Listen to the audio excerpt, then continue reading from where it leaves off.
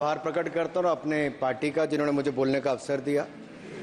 मैं बधाई देता हूं श्रीमती निर्मला सीतारमण जी को, माननीय वित्त मंत्री जी को, जिन्होंने 7वां लगातार बजट दिया है। ये केवल केंद्रीय बजट नहीं, ये जन भावनाओं का बजट है, इसलिए मैं उनको बहुत बहुत इसके लिए बधाई देता हूं। अगर आप बजट की ओर देखेंगे, इसकी भूरी भूरी प्रशंसा सब तरफ से हुई, लेकिन एक नेता ने यहां खड़े होकर जिस तरह से पहले कटाक्ष किया कमल पर, ना जाने कमल से उनको क्या विरोध है, लेकिन कमल के लिए, कमल का अगर शब्द का प्रयोग राजीव नाम के लिए भी किया जाता है, कमल के फूल को अगर राजीव कहेंगे तो वो भी है, लेकिन कहीं ना कहीं कमल को बुरा दिखाने का प्रयास किया गया।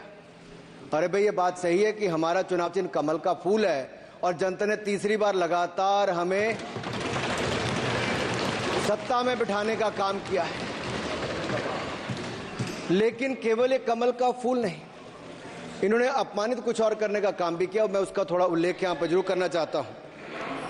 ये कमल, इससे जुड़ा हुआ नाम राजीव भी है और राजीव आप जानते हैं किसका नाम है, आप सब जानते ही हैं, तो क्या उनको भी बुरा समझते? क्योंकि इन्होंने कहा, इन्होंने राजीव को हिंसा के साथ जोड़ने की बात कही, कमल को हिंसा के साथ जोड़ने की बात कही, लेकिन मैं कहना चाहता हूं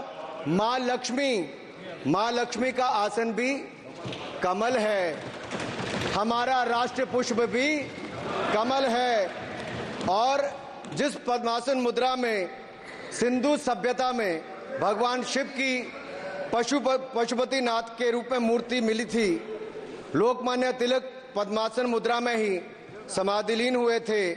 आप कहते हैं कमल के चारों तरफ हिंसा है, आप कमल का अपमान नहीं कर रहे, आप बल्कि महायोगी भगवान शिव, भगवान बुद्ध और लोकमान्य तिलक जैसे महापुरुषों का अपमान कर रहे हैं।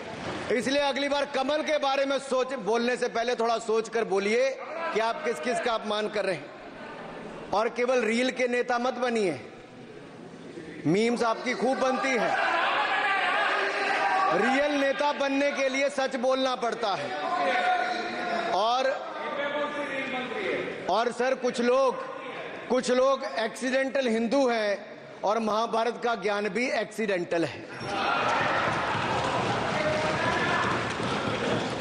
और उस नेता के अलावा और कौन नहीं जानता कि महाभारत में अभिमन्यु का वध 7 महारथियों ने मिलकर किया था, जयद्रथ, दुर्योधन, दुशासन, कर्ण, द्रोणाचार्य, कृपाचार्य और शकुनी।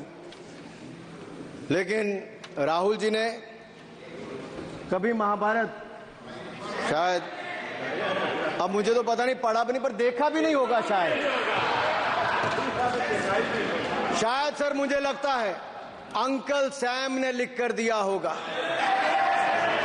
अंकल सोरोस ने लिख के दिया होगा, कहीं से पर्ची बनकर आई होगी और कूल डूड बनने का प्रयास किया होगा। मैं इतना ही कहूंगा, कल जो चक्रव्यूह में फंसाने की बात कर रहे थे, वो कर्ण को करना कह रहे थे, कृपाचार्य जी को कृपचाय बोल रहे थे। चलिए छोड़िए उसको। अध्यक्ष जी, कल तो ऐसा लग रहा था सदन के अंदर महाभारत पर इतना सारा ज्ञान दिया गया कि एक समय ऐसा लगा BR चोपड़ा के महाभारत के धारावाहिक का संगीत गूंजने लगा हो। और कहीं ना कहीं उन्होंने एक बार महाभारत पढ़ने के लिए फिर प्रेरित किया, मगर इस बार महाभारत पर मैंने एक नई पुस्तक पढ़ी जो उनकी पार्टी के विद्वान सांसद, जो इस सदन के सदस्य भी हैं, उन्होंने लिखी है, और उस पुस्तक का नाम है the great Indian novel. Rahul ji को अगर महाभारत और चक्रव्यूह के विषय में विस्तृत जानकारी लेनी है तो अपने उस सांसद से वो संपर्क कर सकते हैं। और मैं बताऊंगा, शशि थरूर जी ने, शायद वही राहुल गांधी जी को बता दें या बताएंगे, नहीं तो मैं बता देता हूं कि आपने महाभारत और भारत के स्वतंत्रता संघर्ष को मिलाकर जो उपन्यास लिखा है, उसके पात्र कौन कौन है। इस उपन्यास में धृतराष्ट्र के रूप में किस नेता को दिखाया गया है, कौरव किस पार्टी को कहा गया है, इस उपन्यास में प्रिय दुर्योधनी कौन है। जब राहुल जी को इसका पता चलेगा तो मुझे लगता है कहीं ना कहीं शशि थरूर जी पर कार्रवाई ना हो जाए। लेकिन क्या है साहब, ये लोग तो संविधान दिखाते थे, पढ़ते नहीं थे। मैंने उस दिन पूछ लिया कितने पन्ने होते, तो वो भी नहीं बता पाए। मैंने उसके बाद पूछा कि ये जो आप संविधान की कॉपी लेकर चलते हो, इसका प्रीफेस पढ़ा है, इसका फॉरवर्ड पढ़ा है, इसकी प्रस्तावना किसने की है। के वेणुगोपाल जो सॉलिसिटर जनरल इनकी सरकार के समय भी रहे होंगे, सीनियर एडवोकेट हैं, या गोपाल शंकर नारायण जो सीनियर एडवोकेट हैं, उन्होंने उसकी प्रस्तावना की थी और प्रस्तावना में लिखा था कि कैसा